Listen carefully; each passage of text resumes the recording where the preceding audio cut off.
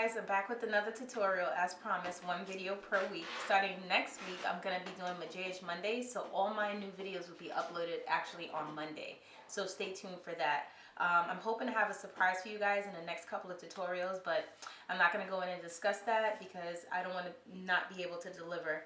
So today I decided to do a look, date night look. This definitely won't scare the date away. It will definitely keep him coming back. So if you're interested in seeing how I achieve this look, just stay tuned.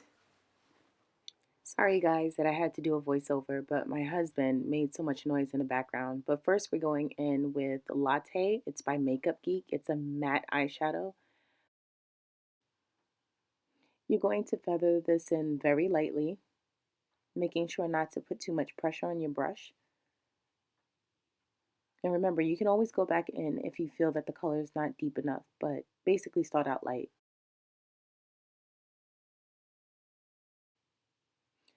Doing the same on the other side, follow the same technique.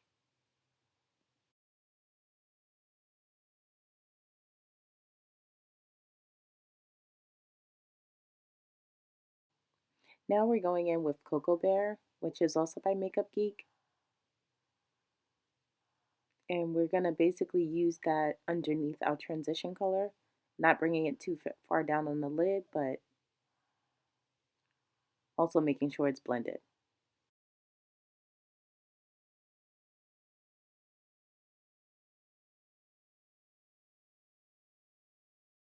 Next, we're going in with Bitten.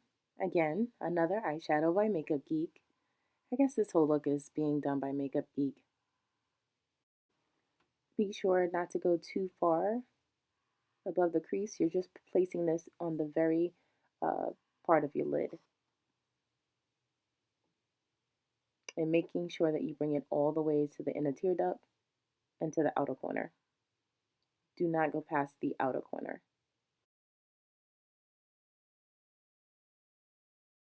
Now I'm just doing the same on the other side. And again, you can go over this in layers until you get the color that's desired, but I prefer to work in layers. And here's a little quick shot of how it should look because you don't want it, again, to go too far past your outer V. Now I'm going in with a clean blending brush and I'm just blending those colors out. Be careful not to use the blending brush on your actual lid. You're only using it between the transition color and where the eyeshadow was placed on the lid. If you've noticed, I've switched my brush in an upward motion just to reassure that it doesn't touch the actual lid color.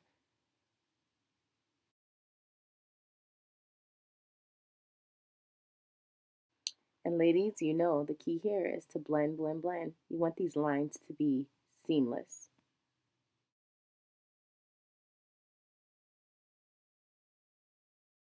Now I'm going on my lid with Tan by MAC. It's actually a loose pigment.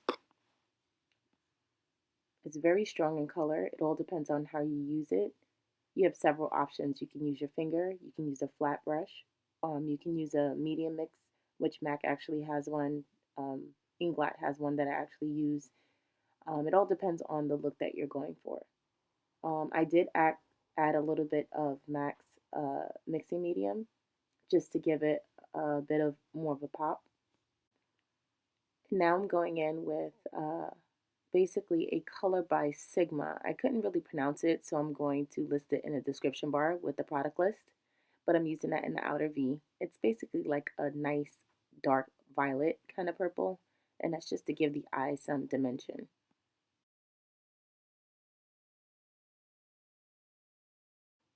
And be sure to add that really to the outer V. Do not go past that point.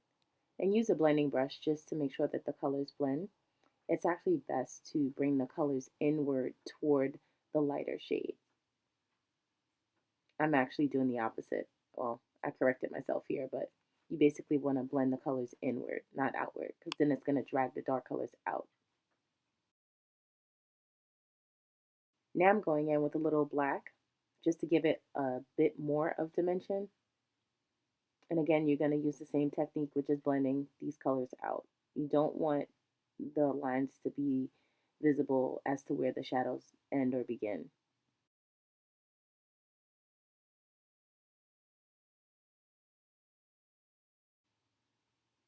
Now going in with my brow bone color, I was going to use Makeup Geek's Peach Smoothie, but I couldn't find it. So I went in with my Reveal palette, the lightest shade in that palette, which is by Coastal Scents. And it actually worked out better than the Peach Smoothie. So I'm glad I chose it.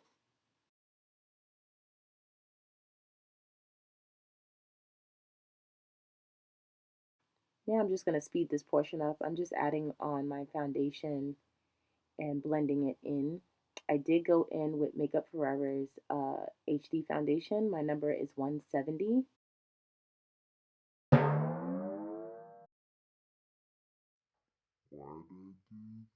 I'm also going to go in with some concealer. My choice was MAC's uh, Studio Fix Concealer. And I think I did NW35.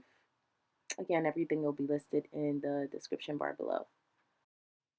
Now I'm just using my banana setting powder and I'm contouring with black opal.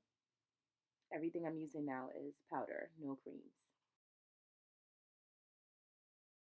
Now I'm just buffing everything in so that I get a nice even blend.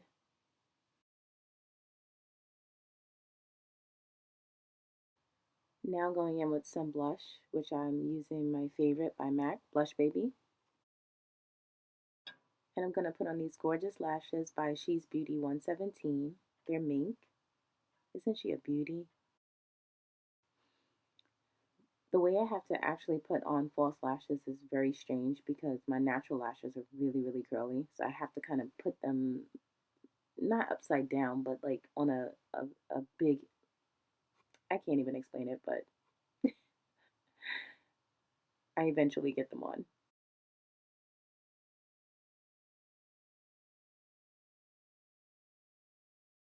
Now going in with a little tear duct color, I'm using the classic Naked Lunch by MAC just to give me a little pop of color and to widen my eyes a little, being that I have on black liner as well as these thick mink lashes.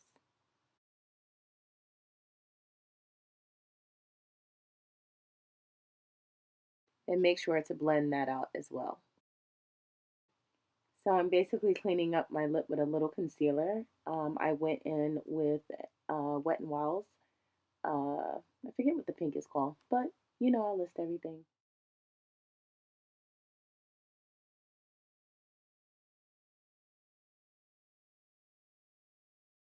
And now I'm just going in with a little banana powder around the edges just to set it. But basically, that's the look. That's the finished look. I hope you guys enjoyed.